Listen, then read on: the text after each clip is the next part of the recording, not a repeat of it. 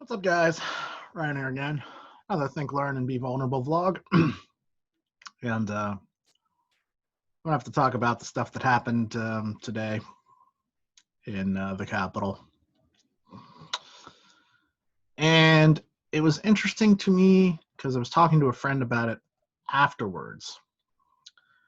And he was telling me, like, hey, there's a lot of hate here, there's a lot of division, and we should try to be a little more compassionate. Like, we're never going to heal this divide if we just keep spreading hate.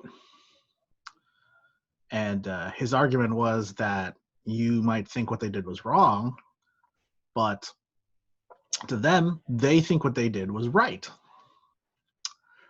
And, obviously I was pretty annoyed at that comment, but I get what he was trying to say.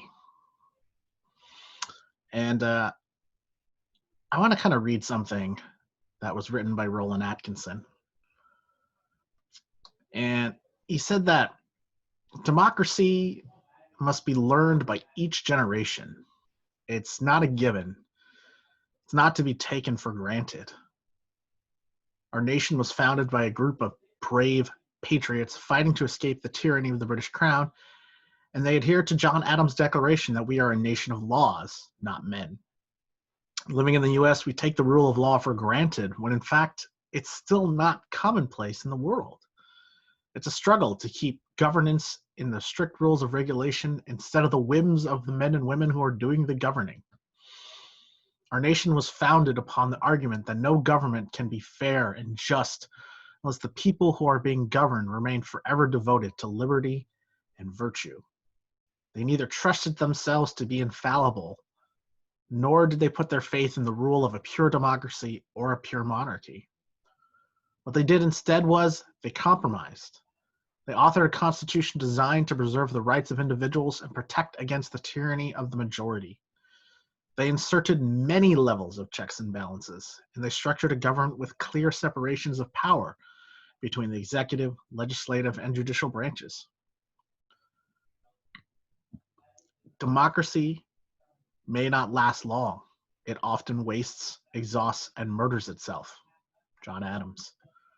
George Washington had similar doubts. He warned, "It's well worth a fair and full experiment. There will always be reason to distrust the patriotism of those who in any quarter may endeavor to weaken its bonds." The U.S. remains the greatest form of government in history so far. Under the banner of We the People, we remain devoted to liberty and equality. We're a nation of laws and not ruled by the whim or central authority of one person or party. Hamilton, Jefferson, both Adamses, Madison, and many others were divided between their Federalist and non-Federalist beliefs. They argued through the night many nights, but it was in this argument that we created America. The one thing that they all did was they all sought a more perfect union of people. They never called each other an enemy or a lesser patriot, as today's Democrats and Republicans do every day. We've forgotten that democracy doesn't mean one side or the other rules. It simply means we all agree on the rules. An interwoven love of liberty. Interwoven love of liberty. That's the thing that gets me. Interwoven. Because in a way, that friend was right. We all got to try to understand each other a little more. We definitely should be more compassionate towards each other. We need to look at what these people did and ask ourselves why. Why did it happen? Where did the ideas of America fail you? Where did it all go wrong? And why don't you look at somebody across from you who has a different opinion of you and not think, I may not agree with you, but I will defend to the death your ability to say it. I may not agree with you, but we're still Americans. We can have our arguments, but no one can argue that we love America. What these people did today is in direct opposition to the ideas of America. And yet, they claim to be patriots. How dare you say that this is patriotic? If you claim to love your country, then the election that just happened, that was free, fair, and the most secure election that there's ever been, how can you sit here and say that because I didn't get the result that I wanted, that I should just attack it and throw it all away? It's wrong.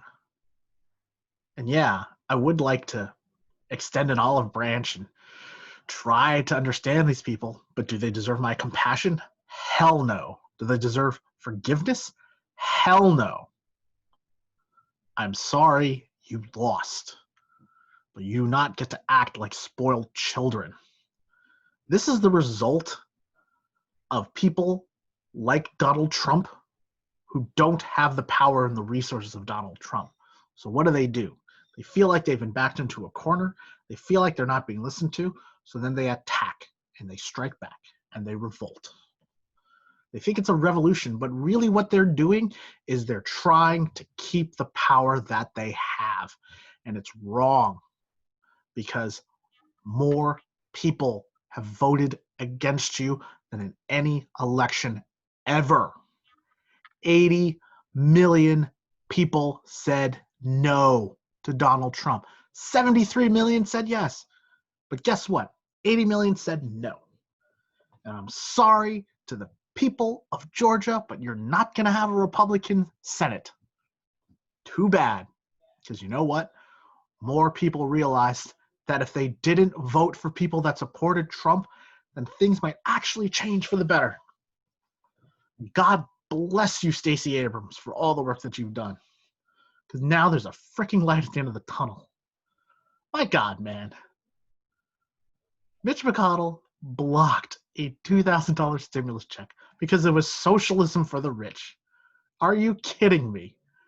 Anybody who makes over $75,000 was only going to see a small portion, if not none of that. So how can you tell me that it's for the rich? You're kidding me. It's stupid. It's completely stupid. You know, there are people out there that don't get stimulus checks. You know why? Because they make too much money. So the entire argument falls flat on its face. But I blame him too. I absolutely blame him too. Because there's a lot of people out there who have felt downtrodden and felt like the government is not taking them seriously. And felt like the government has abandoned them, because it has. 350,000 people have died. The government has abandoned us. Trump, Mitch McConnell, you have abandoned us. Is it any wonder people attacked the government? Is it any wonder? Yeah, they were attacking Biden.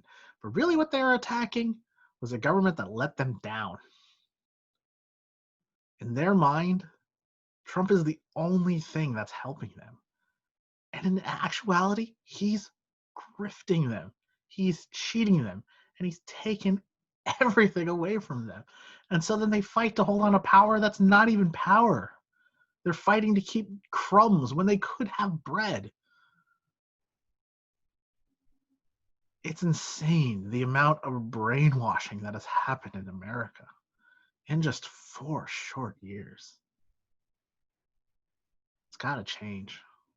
It absolutely has to change. But these people do not deserve forgiveness. I'm sorry.